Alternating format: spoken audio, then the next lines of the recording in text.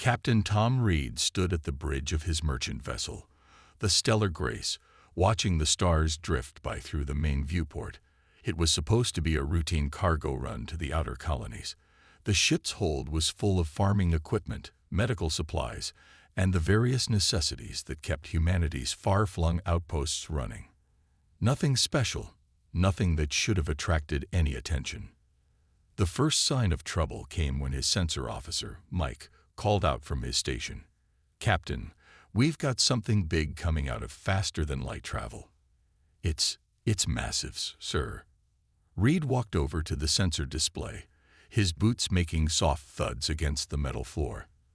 The object that appeared on the screen was indeed enormous, at least 3 times the size of his merchant vessel.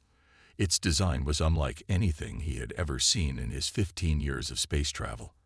The ship looked like a giant crystal, with surfaces that seemed to catch and reflect the light of nearby stars.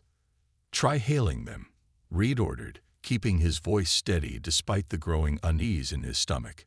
Standard greeting protocols.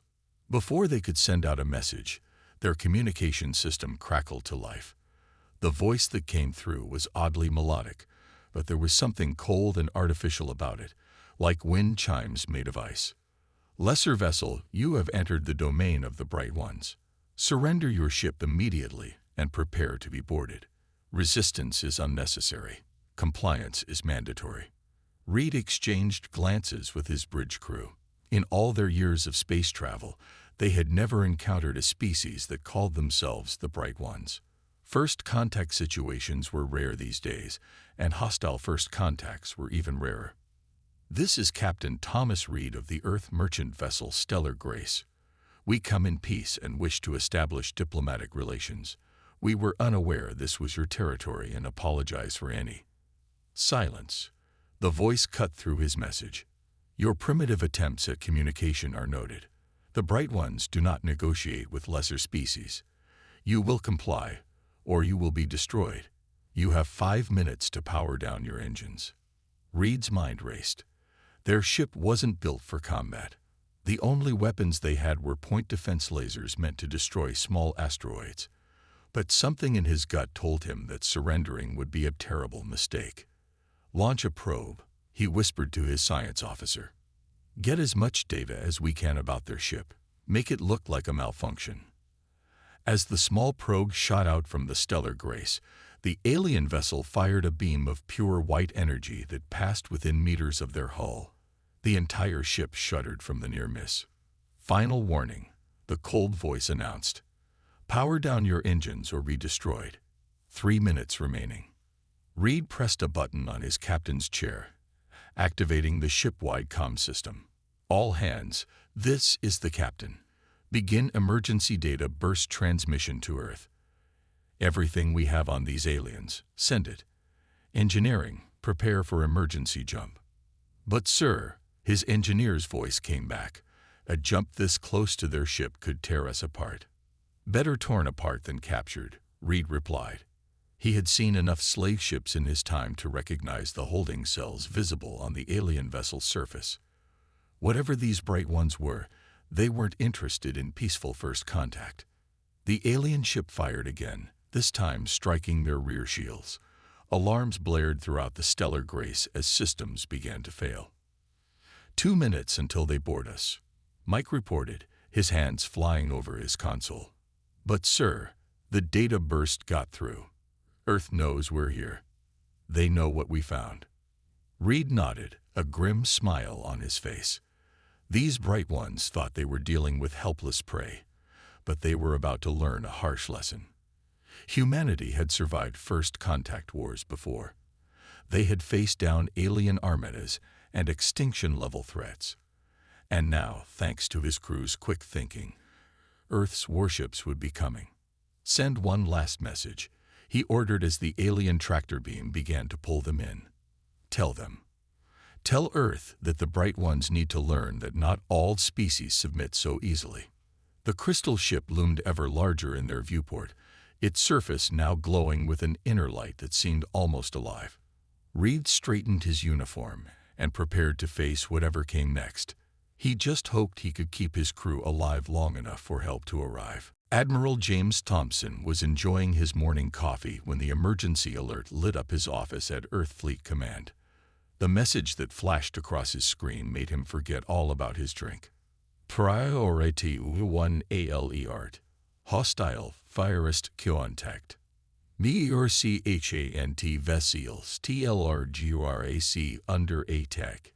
Coordinates. Sekitor 7. QUA Durant 23. Human known alien species. Self-identified as bright ones.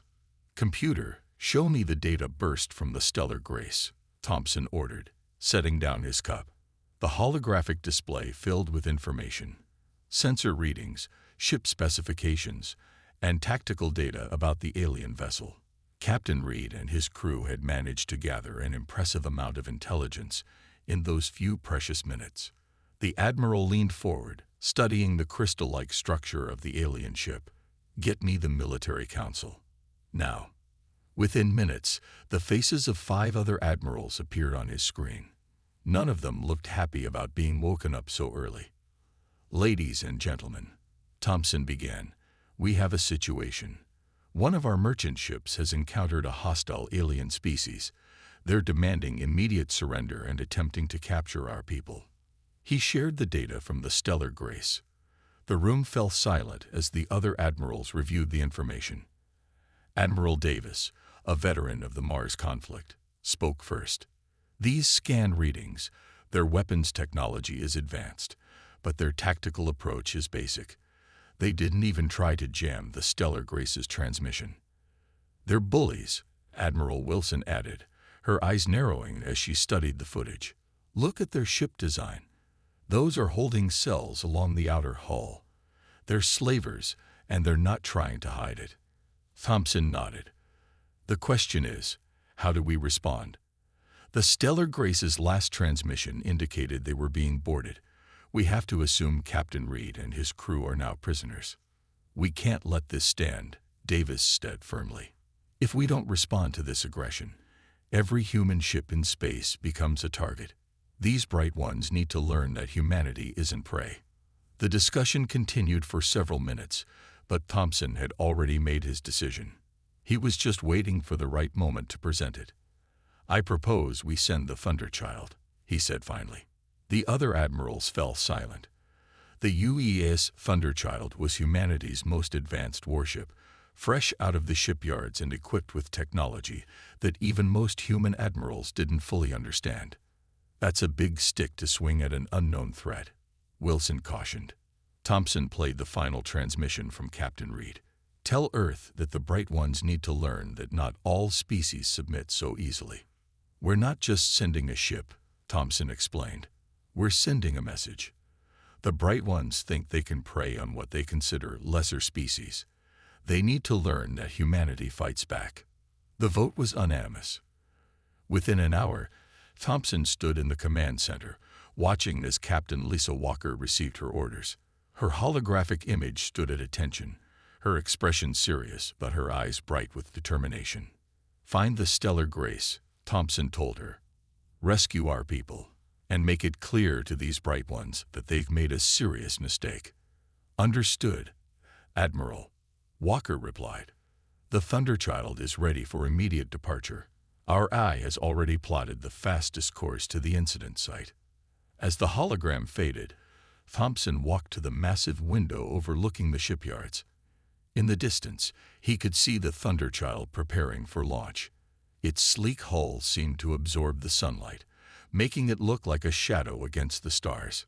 Computer, he said quietly, send one last message to the Thunderchild. Ready for message input, the computer responded. Thompson smiled grimly. Message begins. Remember, Captain Walker. They expect us to submit. Show them how humans really fight. Message ends. The Thunderchild's engines flared to life, and Earth's deadliest warship began its journey into history. Captain Lisa Walker stood at the command center of the UES Thunderchild, watching her crew prepare for their first real combat mission. The ship hummed with energy as its advanced systems came online one by one. Thunder, she called out to the ship's eye. Give me a status report. A soft blue light pulsed in the center of the bridge as Thunder responded. All systems at optimal capacity, Captain. Our new stealth systems are functioning perfectly. The bright ones won't know we're coming until we want them to. Walker nodded, studying the tactical display. The Stellar Grace's last known coordinates glowed like a beacon on the star map. What have you learned about their technology from the sensor data? Their weapons are powerful but predictable, Thunder replied. They rely on brute force rather than tactical sophistication. However, their shield technology is impressive. Traditional weapons might not be effective. The ship's weapons officer, John Baker, spoke up from his station. Captain, I've been analyzing their shield frequencies. If we modify our pulse cannons to cycle through different energy patterns, we might find a weakness. Make it happen, Walker ordered. She turned to her second-in-command, Mark Roberts. What's the crew's status? Roberts checked his tablet. Everyone's at their stations.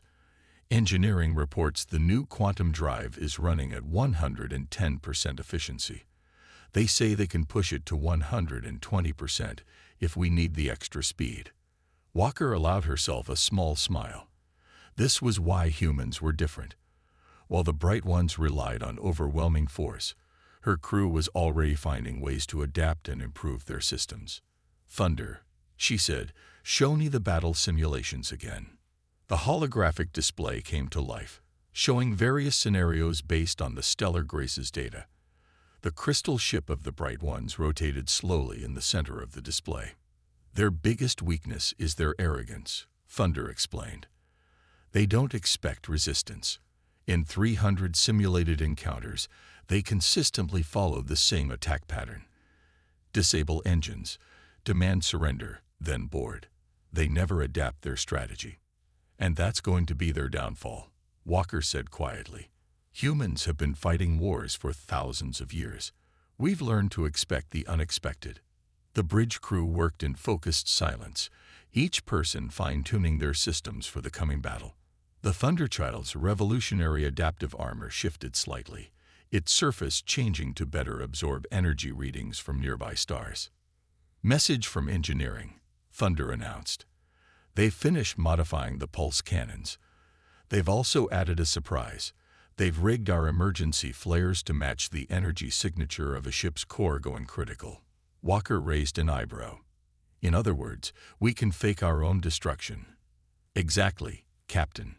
The bright ones won't be able to tell the difference between a real core breach and our light show. Now that's human ingenuity, Roberts commented with a grin. They won't expect that. Walker walked to the front of the bridge, looking out at the stars streaking by. They were traveling faster than any human ship had ever gone before, pushing their new engines to the limit. Somewhere out there, Captain Reed and his crew were prisoners, probably thinking help would take weeks to arrive. Thunder, time to intercept. At current speed, we will reach the Stellar Grace's last known coordinates in 47 minutes. Walker turned to face her crew. Listen up, everyone. What we do today isn't just about rescuing our people. We're going to teach these bright ones a lesson about underestimating humanity. They think we're just another species to bully and enslave. Let's show them how wrong they are. The crew's response was immediate and determined. Every person on the bridge stood a little straighter, worked a little faster. They had trained for this, prepared for this, and now they would show the galaxy what happened when someone threatened human lives. Battle stations, Walker ordered.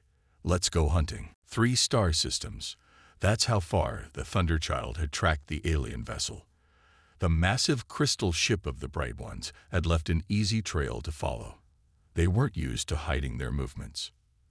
They're getting sloppy, Thunder commented, its blue light pulsing on the bridge. Their energy signature is becoming more erratic.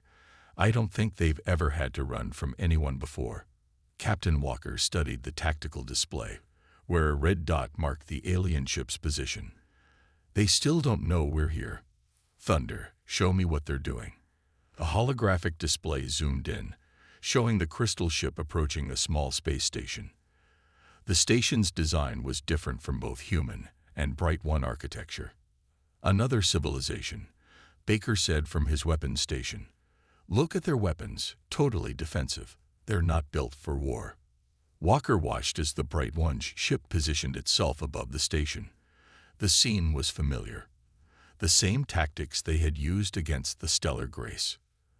They're going to attack that station, Roberts said, his voice tight with anger. They're nothing but bullies with fancy weapons. Not this time, Walker replied. She straightened in her chair. Thunder, are we still undetected? Affirmative, Captain. Our stealth systems are working perfectly. They have no idea we're watching. The crew observed as the Bright Ones began their usual routine, a demand for surrender, followed by a warning shot. The station's weak shields flickered under the attack.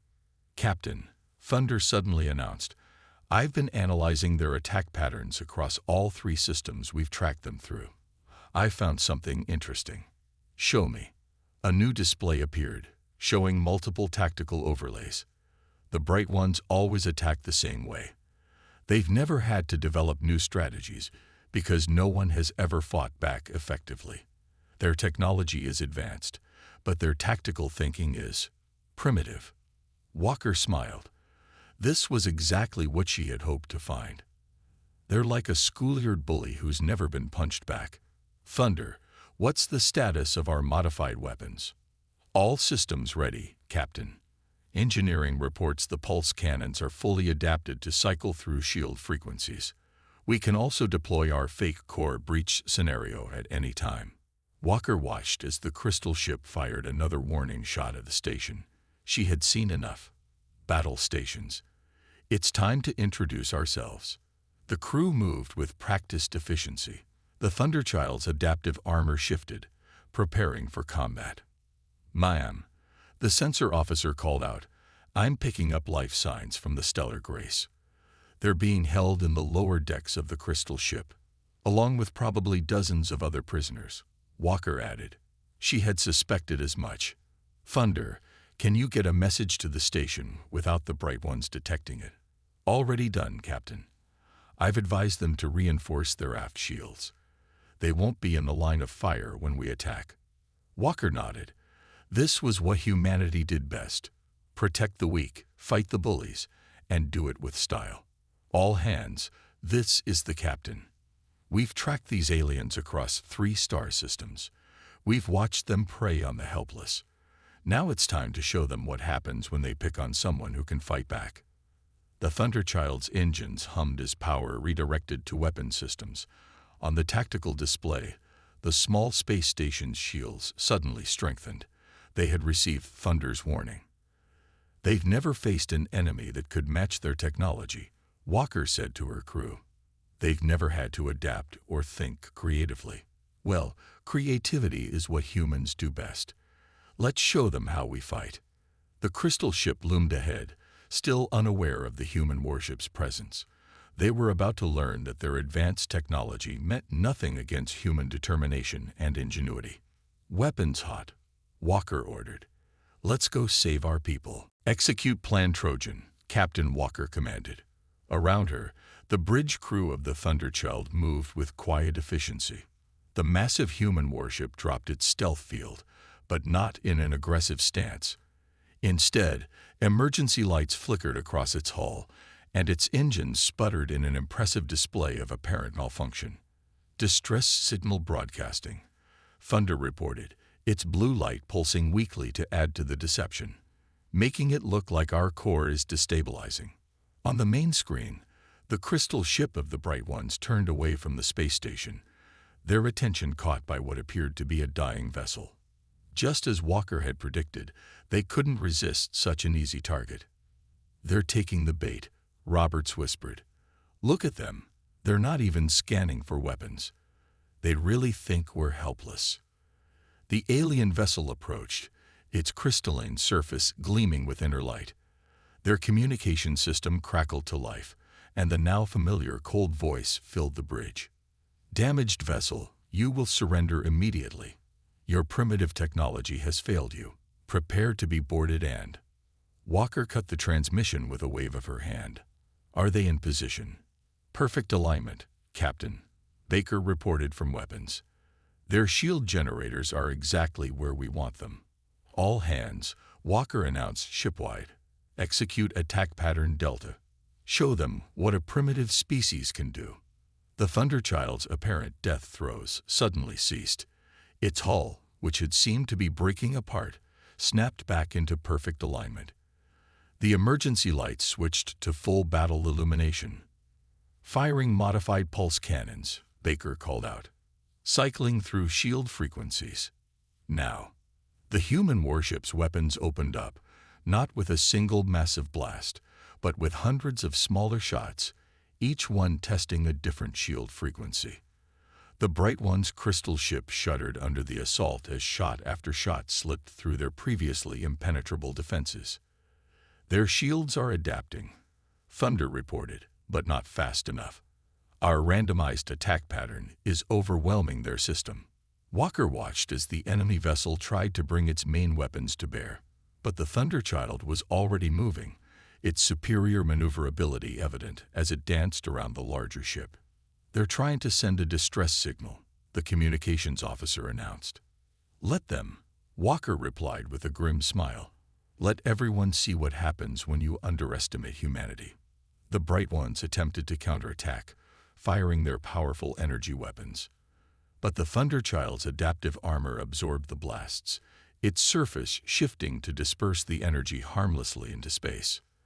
"Their weapon systems are at maximum power," Thunder announced, "but they're still using the same attack pattern. They don't know how to adapt." Walker nodded. This was the fundamental difference between humans and the Bright Ones. Humans had learned to adapt through countless conflicts, while the Bright Ones had relied on superior technology alone. "Target their main power conduits," she ordered. "Thunder, show them our little light show." The Thunderchild launched what appeared to be a desperate last-ditch attack. The Bright One's sensors would show a human ship about to self-destruct, charging straight at them. The crystal ship tried to retreat, exactly as planned. They flew right into the carefully prepared kill zone. "Fire everything," Walker commanded. Every weapon on the Thunderchild opened up at once. The modified pulse cannons struck with surgical precision, while fake energy readings confused the enemy sensors. The Bright One shields, designed to stop brute force attacks, were useless against human ingenuity. Within moments, the crystal ship's main weapons were disabled, its engines crippled. The mighty vessel that had terrorized countless species hung powerless in space. "Enemy vessel neutralized," Baker reported, unable to keep the pride from his voice. "Their shields are down, weapons offline. They're completely at our mercy." Walker stood, straightening her uniform. "Open a channel. It's time to teach the Bright Ones about humanity's terms of surrender." Captain Reed couldn't believe his eyes as the door to his cell suddenly slid open. Instead of the tall, glowing forms of the Bright Ones, he saw human Marines in advanced combat armor. Their weapons were raised, but their faces showed friendly smiles behind their clear visors. "Captain Reed," one of them called out. "I'm Sergeant Miller. Captain Walker sent us to get you out." Reed stood shakily, helping his crew members to their feet. How did you find us so quickly? We thought it would take weeks for help to arrive." "The Thunderchild is full of surprises," Miller replied with a grin. "Now come on, you won't want to miss what's happening on the bridge." As they moved through the crystal ship's corridors, Reed saw more Marines freeing prisoners from other cells. There weren't just humans. Beings of all shapes and sizes emerged, many looking stunned at their sudden liberation. "How many?" Reed asked, watching as a group of small, furry aliens hugged their rescuers. "Over 300 prisoners from 12 different species," Miller answered. "The Bright Ones have been doing this for years. Had a nice little slave trading operation going until they made the mistake of attacking a human ship." They reached the bridge of the crystal ship, where Captain Walker stood facing the captured Bright One leaders. Reed had never seen the aliens look so uncertain. Their usual bright glow had dimmed to a dull flicker. "You will release control of your ship to us," Walker was saying, her voice firm. "Your crew will be confined to quarters. Any resistance will be met with force. Do you understand?" The Bright One leader, its crystalline form towering over the human captain, seemed to shrink under her gaze. "We do not understand," it said in that familiar cold voice. "Our technology is superior. Our ships are more advanced. How did you defeat us?" Walker smiled. "Superior technology means nothing without the wisdom to use it properly. You relied on brute force because you never needed anything else. Humanity learned to fight smarter, not just harder." Thunder's voice came through the communication system, adding to the Bright One's confusion. "Your tactical databases have been analyzed. You haven't updated your combat protocols in over 3 centuries. Humans update their strategies with every encounter." Reed watched as more freed prisoners arrived on the bridge. Many of them stared at their former captors with a mixture of fear and satisfaction. A small alien child, looking like a cross between a fox and a squirrel, actually stuck out its tongue at the Bright Ones. "Captain Reed," Walker called out. "Good to see you in one piece. Your data burst saved a lot of lives today." Reed nodded. "Never thought I'd see a human warship arrive so quickly, or see the Bright Ones brought down like this." "We've contacted the homeworlds of all the captured species," Walker explained. "Ships are on their way to pick up their people. The Bright Ones' slave trading days are over." One of the alien prisoners, a tall being with iridescent scales, stepped forward. "You humans, you did what none of us could do. You fought back. You won." Walker's expression softened. "That's what humans do. We protect those who need help, and we stand up to bullies. It doesn't matter how advanced they think they are." Thunder's blue light pulsed through both ships' communication systems. "Captain, the first relief ships are arriving, and our communication channels are being flooded with messages from other systems. Word of our victory is spreading." Reed looked out the crystal ship's viewport, watching as ships of various designs began to appear. The galaxy was about to change, all because one human merchant ship had refused to submit quietly. "Well," he said to Walker, "I guess the Bright Ones learned an important lesson today." "Yes," Walker replied, watching as her Marines continued their rescue operations. "Never assume that a lesser species won't fight back, especially if that species is human." 1 week after the battle, Captain Reed sat in the observation lounge of Earth's main space station, watching ships from dozens of alien species come and go. Each vessel carried the same message painted on its hull in various languages. "Under human protection." Captain Walker joined him at the window, placing 2 drinks on the table. "Quite a change from last week, isn't it? I still can't believe how fast everything happened," Reed replied, taking one of the drinks. "The Bright Ones went from feared slavers to signing peace treaties in less than 7 days." The observation lounge's main screen showed news from across the galaxy. The Bright Ones' surrender had sparked a revolution. Species that had lived in fear for centuries were now standing up for themselves, knowing they had humanity's support. "Thunder, give us an update," Walker called out. The AI's familiar blue light appeared above their table. "The diplomatic situation continues to evolve rapidly," Thunder reported. 17 species have requested formal alliances with Earth. The Bright Ones have withdrawn to their home system, their fleet reduced to defensive operations only. Their former slaves are reclaiming their worlds and rebuilding their societies. Reed shook his head in amazement. "And to think, all this started because they thought my little merchant ship would be an easy target. They made 3 big mistakes," Walker said, counting on her fingers. "First, they assumed superior technology meant they were superior beings. Second, they never learned to adapt or improve. And third," she smiled, "they picked a fight with humans." The station's warning lights suddenly flashed as a massive ship appeared from faster-than-light travel. But instead of panic, the various aliens in the lounge simply watched with interest. The ship was from one of the newly liberated species, its design a beautiful mix of art and function. "That's the 4th diplomatic delegation today," Thunder noted. "They're calling Earth the protected haven now. Any species that needs help knows they can come here." Walker's communicator beeped. She checked it and grinned. "The Thunderchild's refit is complete. They've installed some of the modified weapons we used against the Bright Ones as standard equipment. Every human warship will now be able to adapt to enemy shield frequencies. Expanding the fleet? Reed asked. Admiral Thompson's orders. We're setting up a rapid response force. If anyone tries to follow in the Bright One's footsteps, they'll find out exactly why picking on lesser species is a bad idea. Through the window, they could see the Thunderchild in its dock. The ship's adaptive armor gleamed in the starlight, its surface occasionally shifting like liquid metal. Several alien engineers were studying it with obvious admiration. You know what the best part is? Reed said, watching a group of the freed fox squirrel aliens scampering past their table. We didn't just win a battle. We showed the galaxy a better way. No more bullies preying on the weak. No more species living in fear. That's the human way, Walker replied. We fight when we have to, but we prefer to make friends. Speaking of which, she raised her glass. To new allies. Reed clinked his glass against hers. To new allies. And to teaching bullies a lesson they'll never forget. Thunder's light pulsed softly. Incoming message from Admiral Thompson. The first joint training exercise with our allied species begins tomorrow. They want to learn how humans fight. Tell him we'll be there, Walker said. She turned back to Reed. Want to come along?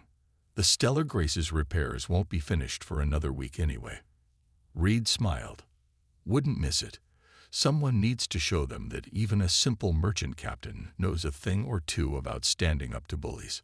Outside the window, more ships appeared, each bearing the mark of human protection. The galaxy was changing, becoming a place where the strong helped the weak, where bullies could no longer prey on the defenseless. And it all started because one human ship refused to surrender, and another arrived just in time to prove that humanity was anything but a lesser species.